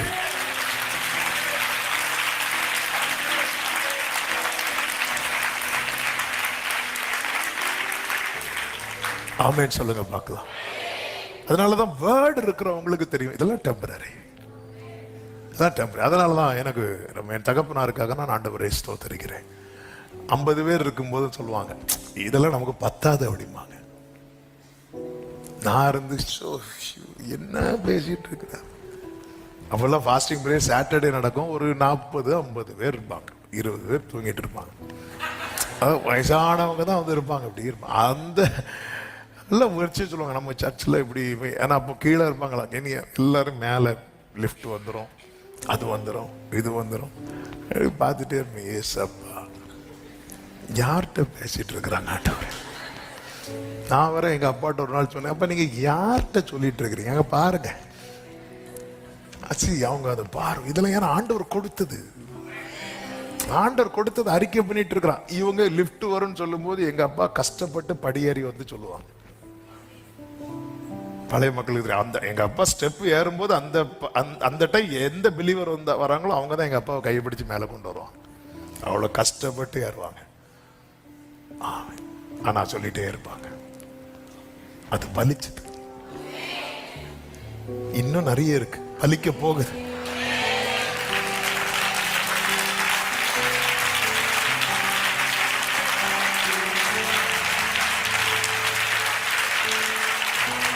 பக்கத்துல 2 பேர் கை கொடுத்து சொல்லுங்க, வார்த்தை பலிக்கும், வார்த்தை பலிக்கும்.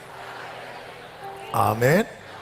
அதனாலதான் 11வது வசனத்திலே கர்த்தர் சொல்லுவார், நீங்கள் எதிர்பார்த்திருக்கும் முடிவை உங்களுக்கு கொடுக்கும். பாரு ஆண்டவரே, என்னை நான் இப்ப இந்த வேலை பார்த்துட்டு, அது பாரு, ஆனா எனக்கு தெரியும் அது தீமைக்கு அல்ல, சமாதானத்துக்கு ஏதுவான நினைவுகளே. வார்த்தை பலிக்கும், ஏற்ற வேளை வரும். உங்கள் மேல் என் நல்வார்த்தைய. என்ன நல்வார்த்தை? நீ 70 வருஷம் பாபிலோன்ல சிறையிருப்புல இருப்பா, இது நல்ல வார்த்தையா?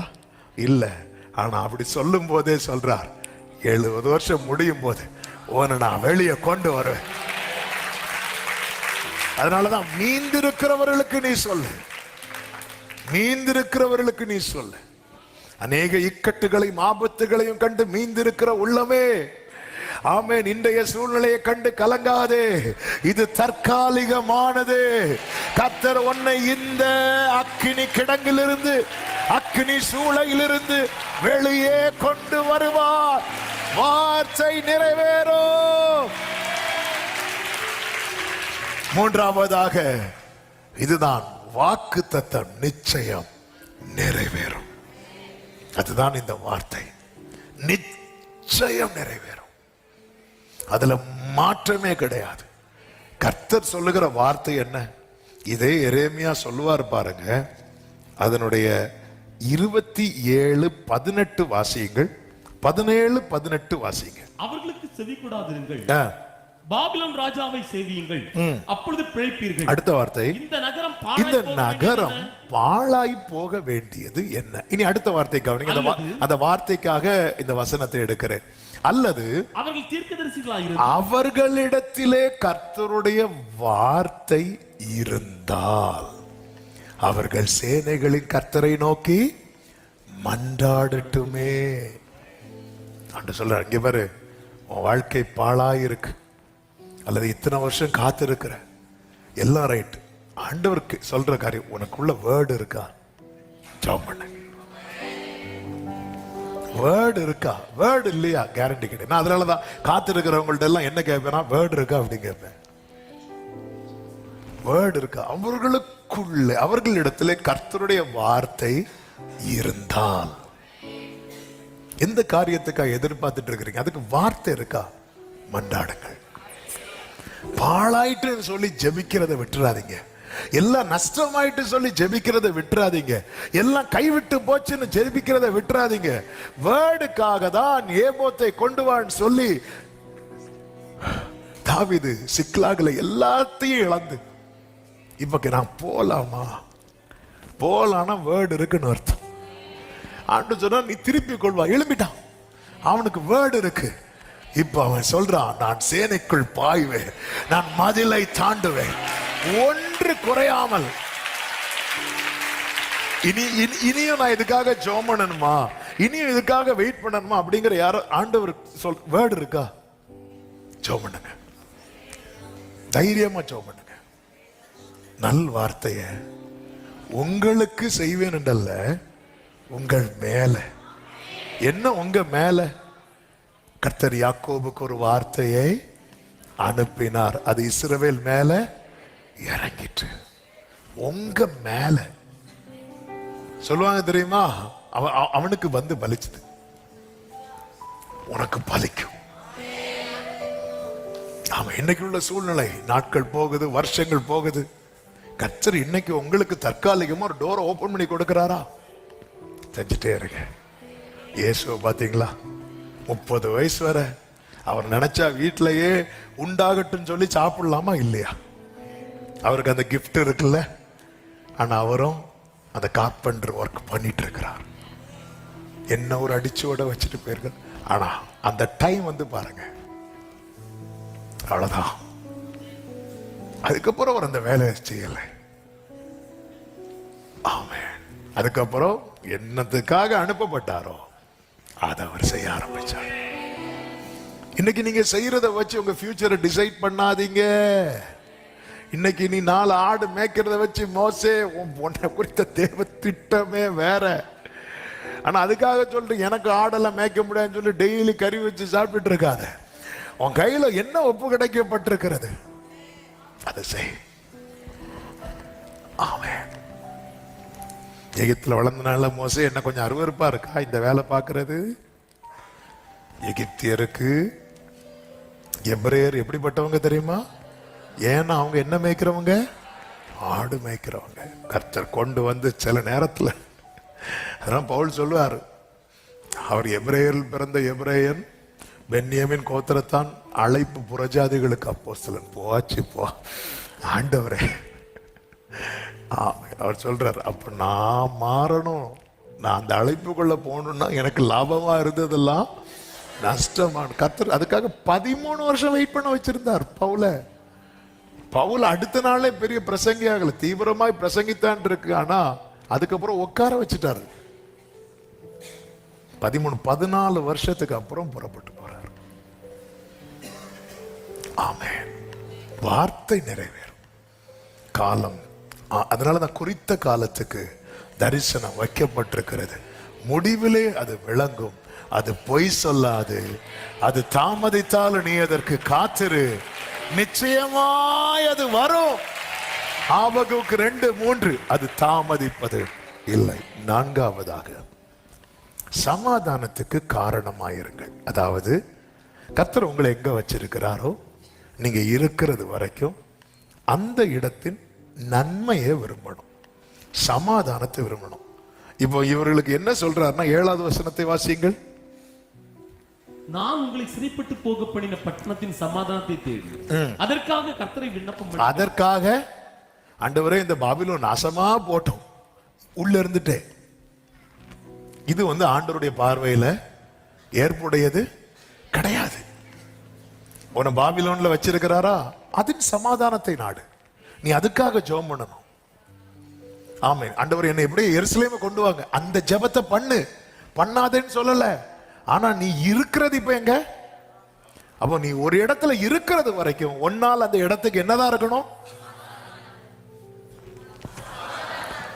அந்த இடத்துல இருந்து எப்படி இது இல்லாம தாவீதை பாத்தீங்கன்னா, அபிஷேகம் வச்சதுக்கு அப்புறம் தாவீதை எங்க விடுவாங்க தெரியுமா? ஆடு மேய்க்க விடுவாங்க. சிங்கம் வந்துச்சு, கரடி வந்துச்சு. நமக்கு இது நிலையான வேலை இல்ல. அது நம்ம எதுக்கு ரிஸ்க் எடுக்கணும்? அப்படி ரிஸ்க் எடுக்கணும்னு சொல்லி விட்டாரா? இல்ல. அவர் ஃபைட் பண்ணி அந்த ஆடுகளுக்கு ஒரு சமாதானமா இருந்தார்ல. அடுத்து யுத்த களத்துக்கு போனார். யுத்த களத்துக்கு எதுக்கு போனார்? சகோதரர்களுக்கு சாப்பாடு கொடுத்துட்டு வர வேண்டியதானே. அங்க இவர் வர்றதுக்கு முன்னாடி கோலியாத் வந்துட்டான். அவனால என்ன பண்ண முடியும்? அவன் இப்ப நிக்கிற இடம் யுத்த களம். அவனால என்ன பண்ண முடியும்? அவன் அந்த நன்மையை செய்கிறான். அடுத்து பாருங்க, சவுல்ட்ட வரான். சவுல்ட்ட வரும்போது சவுல ஒரு பொல்லாத ஆவி பிடிக்கட்டும், சீக்கிரம் கொண்டு போட்டோம், நமக்கு எதுக்கு வம்பு இல்ல. அவனுக்கு அந்த கிஃப்ட் இருக்கு. தாவீது நிக்கிறது வரைக்கும் சவுலுக்கு சமாதானம். ஆனா அது தெரியாம தாவீது சவுல் தாவீது என்ன பண்ணான் தெரியுமா? ஈட்டி எடுத்து எரிஞ்சு விரட்டிட்டான். ஆனாலும் திருப்பி கூப்பிட்டதும் தாவீது வரான் பாருங்க, சமாதானம். இன்னும் ஏன் பெலிஸ்தியன்ட்ட போவான், காத்தின் ராஜா ஆகீஸ் கிட்ட போவான். அவன் அதாவது இவனெல்லாம் அடிக்கணும். யாரு நியாயப்படி? தாவீது. ஆனா அந்த ஆகீஸ் தாவீதுக்கு அடைக்கலம் கொடுத்திருந்தோம். பெலிஸ்தியனுக்கும் இவன் சமாதானமா இருந்தானே. பெலிஸ்தியரின் தலைவனையே கொண்டு போட்டது யாரு? தாவீது. ஆனா அவங்க அடைக்கலம் கொடுத்ததும், நாளைக்கு இவங்களெல்லாம் அட்டாக் பண்ணணும் தாவீது, ஆனா இன்னைக்கு அவங்க எனக்கு லைஃப் கொடுக்கறாங்க. அவர்களுடைய நன்மைக்காக தாவீது நிக்கிறான்.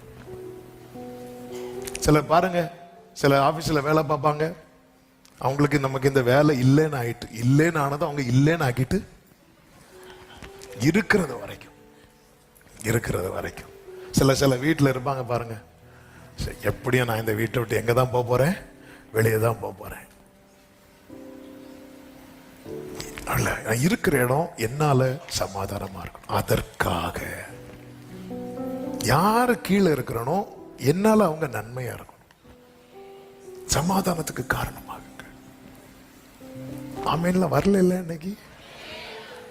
ஆமே. தேடல் மீந்திருக்கிறவர்களுக்கு கர்த்தர் சொல்லுகிற காரியம் இது.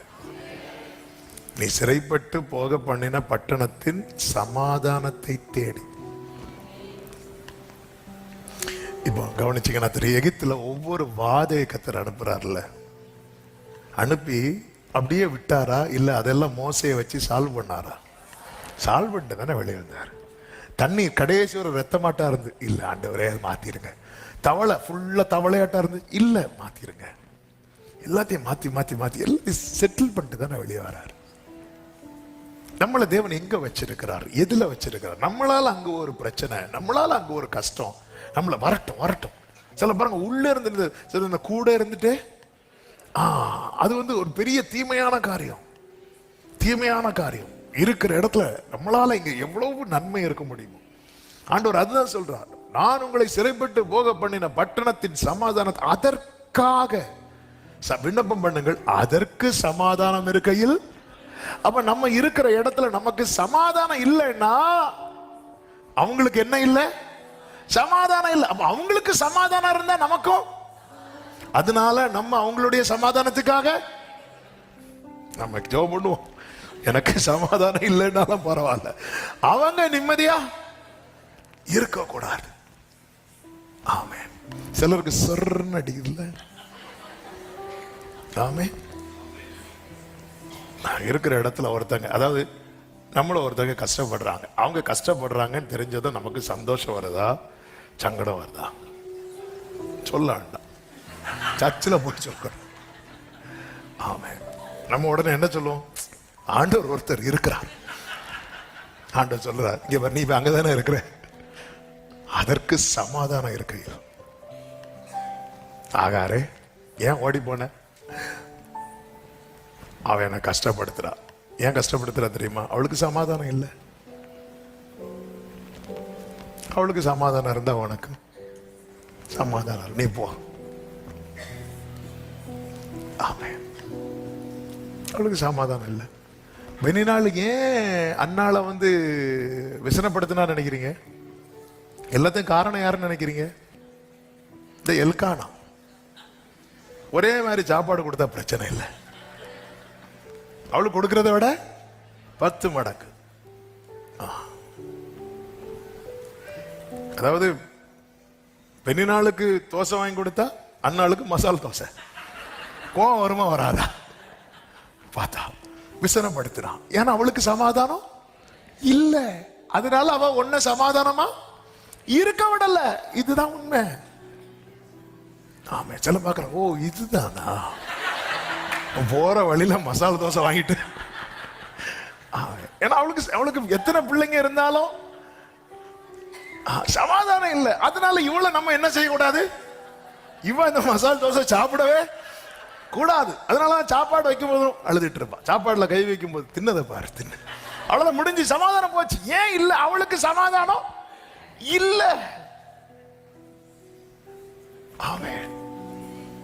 நாங்கள பாபிலோனுக்காக நாங்க இருக்கு, நாங்க எப்படி இங்க இருக்க போறது கிடையாது. இல்ல, இப்ப இருக்கிறோம்ல, கர்த்தர் வச்சிருக்கிறார்ல. ஆமென். ஆண்டவர் உங்களை எந்த ஆபீஸ்ல வச்சிருக்கிறாங்க, அங்க சமாதானம். நீங்க சோமணும், அதோடைய பிளஸ். நீங்க இருக்கிற இடம், நீங்க அங்கிருந்து வரும்போது அவங்க உங்களை மிஸ் பண்ணணும். அவங்க இருக்கிறது வரைக்கும் ரொம்ப நல்லா இருந்துச்சுப்பா, ரொம்ப ஆசீர்வாதமா இருந்துச்சுப்பா. ஆமேன் சொல்லுங்க பார்க்கலாம். சமாதானத்துக்கு காரணமாகுங்கள். ஆமேன். கடைசியாக ஒன்னு சொல்லி நான் ஜெபிக்க விரும்புகிறேன். தேடலை தீவிரப்படுத்துங்கள். அந்த வசனத்தை மறுபடியும் வாசிங்கள். 13, 14 வசனங்கள். உங்கள் முழு இருதயத்தோடும் என்னை தேடினீர்களானால், அதாவது முழு இருதயத்தோடும் என்னை தேடினீர்களானால். என்னை தேடுவீர்கள். இந்த வெயிட்டிங் பீரியட் எதற்காக தெரியுமா? தேடலை தீவிரப்படுத்த. இந்த இஸ்ரவேல் ஜனங்கள் என்ன பண்ணுனாங்க அப்படின்னு சொல்லிட்டு இந்த எரேமியா நீங்க ஆரம்பத்துல இருந்து படிச்சீங்கன்னா தெரியும். வாசிக்க வேண்டாம் சொல்லி விடுகிறேன். 2:17 என்னை விட்டு விட்டார்கள் அப்படிங்கிறார். 2:32 என்னை மறந்து விட்டார்கள் அப்படிங்கிறார். 3:20 எனக்கு துரோகம் பண்ணினார்கள் என்று சொல்லுகிறார். 2:36, 37 மாயையை நம்பினார்கள், வழியை மாற்றி மாற்றி விலகி போனாங்க. 4:22 என்னை குறித்து அறிகிற அறிவை விட்டு விட்டார்கள்.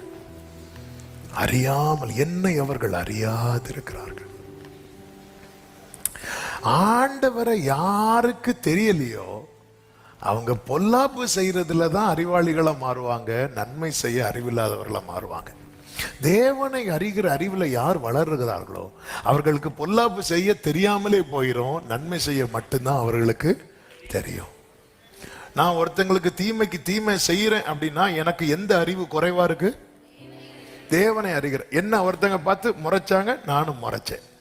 என்ன பார்த்து அவங்க 2 வார்த்தை பேசுறாங்க, நான் 4 வார்த்தை பேசுறேன். அதுக்கு காரணம் என்ன?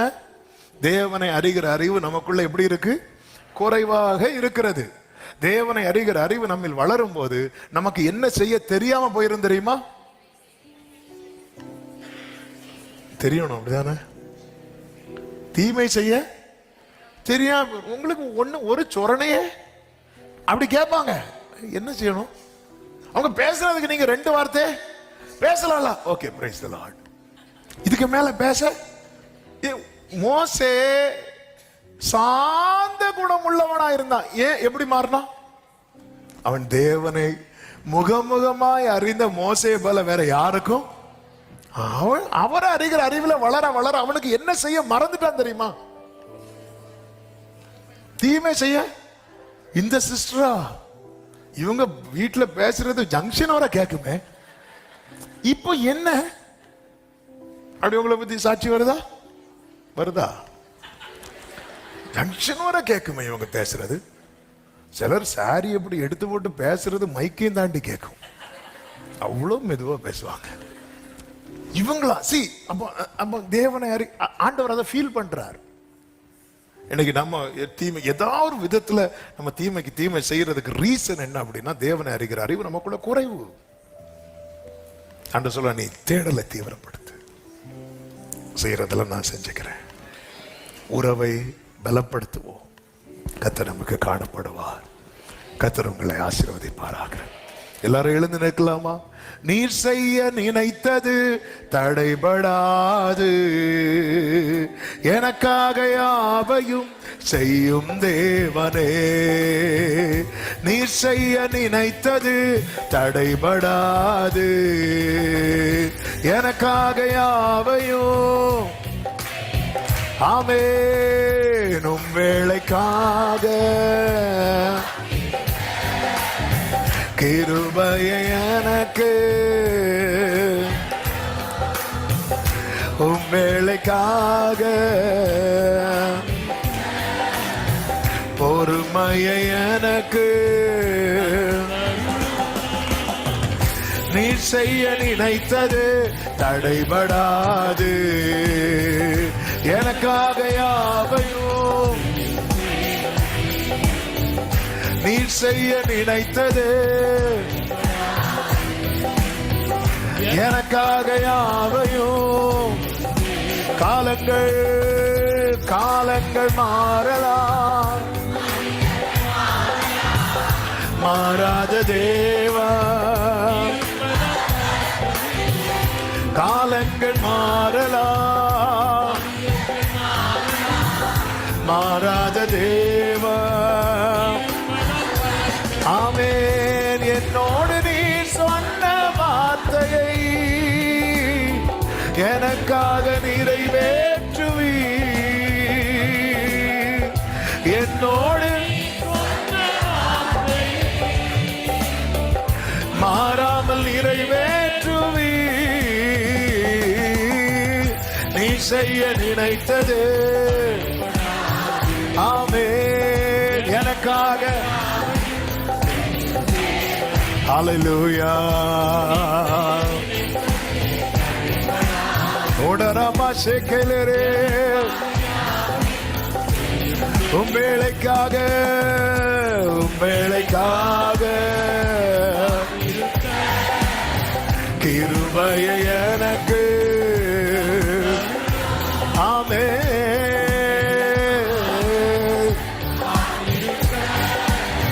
பொறுமையை எனக்கு. glory. நீ செய்ய நினைத்தது எனக்காக யாவையும். ஆமென். ஹல்லேலூயா. நல்ல கரங்களை தட்டி தேவனுக்கு மகிமை. எங்க வாழ்க்கையில நீங்க செய்ய நினைத்தது தடைபடாத ஆண்டவரே, நீர் தருகிற விடுதலை தான் மெய்யான விடுதலை. உம்முடைய வேளையிலே உம்முடைய நல்வார்த்தையை எங்கள் மேல் நிறைவேற்றுவி. உம்முடைய வேளையிலே உம்முடைய நல்வார்த்தையை எங்கள் மேல் நிறைவேற்றுவி. ஆமென். ஹல்லேலூயா. ஒரு விஷயம், அப்படியே வலது கரத்தை வானத்துக்கு நேராக உயர்த்தி இடது கரத்தை இதயத்தில் வைத்து ஒரு 2 நிமிஷம் ஜெபம் பண்ண போறோம். ஆண்டவரே, தற்காலிக விடுதலைக்காக நான் வழி மாறிடக்கூடாது, ட்ராக் மாறிடக்கூடாது. அது என் கட்ட இன்னும் என்னை இன்னும் வனாந்திரத்தில் இருக்க பண்ணுவதற்கு ஏதுவான செயல்கள் என்கிட்ட வெளிவந்துடும். பின் வாங்கிடக்கூடாதப்பா. என்னைக்கோ இந்த வனாந்திரத்தை நான் கடந்திருக்க வேண்டியது, என்னைக்கோ இந்த வனாந்திரத்தை கடந்து கானானை அனுபவித்திருக்க வேண்டியது. ஆனா என்னுடைய புத்தி இனத்தினால நான் இன்னும் வனாந்திரத்தில் இருக்கிற ஒரு சூழ்நிலையே தொடருகிறது. ஆண்டவரே, அப்படியே அப்பா கிட்ட கேளுங்க, உம்முடைய வேளையில உம்முடைய நல்வார்த்தையை என் மேல் நிறைவேற்றுவீராக. என் குடும்பத்தின் மேல நிறைவேற்றுவீராக. சிமியோன் சொன்னானே, இப்பொழுது அடியேனை சமாதானத்தோடு போக விடு. என் கண்கள் கண்டதே, இந்த தீபத்தை அணையாம காக்கிறது அதற்காக தானப்பா. என் கண்கள் காணட்டும், ட்ராக் மாறிடக்கூடாது. அவங்க அங்க போறாங்க, இவங்க இங்க போறாங்கன்னு சொல்லி உம்மை விட்டு தூரம் போகிற செயல்கள் எனக்கு தூரமா இருப்பதாக. உம்மை விட்டு பின்வாங்குகிற காரியங்கள் எனக்கு தூரமா இருப்பதாக, எனக்கு தூரமா இருப்பதாக. நன்றி தகப்பனே, பரிசுத்த பிதாவே, நல்ல தகப்பனே, நன்றியோடு துதிக்கிறோம். இந்த நாளை ஆசீர்வதித்து தந்து இந்த ஜெபம் முழுவதையும் பொறுப்படுத்த தயவுக்காக நன்றி. எங்களோடு பேசின கிருபைகளுக்காக ஸ்தோத்திரம். நீர் நல்லவர், நீர் பெரியவர். ஆண்டவரே, ட்ராக் மாறிடக்கூடாது, பின்வாங்கிடக்கூடாது. நாங்க பின்வாங்கிறது எங்க குடும்பத்தை அது பாதிக்குது. நெடுநாளா எங்களுடைய புத்தீனத்தினால எங்கள் குடும்பம் வனாந்திரத்திலே இருக்கிற ஒரு சூழ்நிலை இருக்கிறது. மன்னிப்பீராக, நீர் வழி நடத்தும். உம்முடைய நல் வார்த்தை எங்கள் மேல் நிறைவேற்றி உம்முடைய நாமம் எங்களில் மகிமைப்பட கிருபை செய். முழு இருதயத்தோடு உம்மை தேடி கண்டடைய எங்கள் ஒவ்வொருவருக்கும் உதவி செய்வீராக. எங்களை நீர் எந்த இடத்துல, எந்த சூழ்நிலையில, யார் மத்தியில வைத்திருக்கிறீரோ அவர்களுடைய சமாதானத்தை நாடுகிறவர்களா எங்களை மாற்றுவீராக. எல்லார் மேலும் உங்க கிருபை இருக்கட்டும். நல்ல தகப்பனே, அப்பா, மனதார உம்முடைய பிள்ளைகளை வாழ்த்தி ஜெபிக்கிறேன். உம்முடைய நல் வார்த்தை உம்முடைய பிள்ளைங்க மேல நிறைவேற்றுவீராக. சமாதானத்தோடு அனுப்பி சாட்சியாய் கொண்டு வாரும். கனம், மகிமை, துதி, ஸ்தோத்திரங்கள் அனைத்தும் ஒருவருக்கே செலுத்துகிறோம். இரட்சகர் இயேசுவின் நாமத்தில் பிதாவே, ஆமென். சேர்ந்து சத்தமாய் சொல்லுவோம். என் ஆத்துமாவே கர்த்தரை ஸ்தோத்திரி, முழு உளமே அவருடைய பரிசுநாமத்தை ஸ்தோத்திரி. என் ஆத்துமாவே கர்த்தரை ஸ்தோத்திரி, கர்த்தர் செய்த சகல உபகாரங்களை மறவாதே. ஆமென். நம்முடைய கர்த்தராகிய இயேசு கிறிஸ்துவின் கிருபையும் பிதாவாகிய தேவனுடைய அன்பும் பரிசுத்தாவியானவருடைய ஐக்கியமும் சிநேகமும் பாதுகாவலும் நம் அனைவரோடும் எல்லா பரிசுத்தவான்களோடு கூட கர்த்தருடைய வருகை மட்டும் தங்கி இருப்பதாக. ஆமென். ஹல்லேலூயா. God bless you. கர்த்தர் உங்களை ஆசீர்வதிப்பாராக. ஆமென்.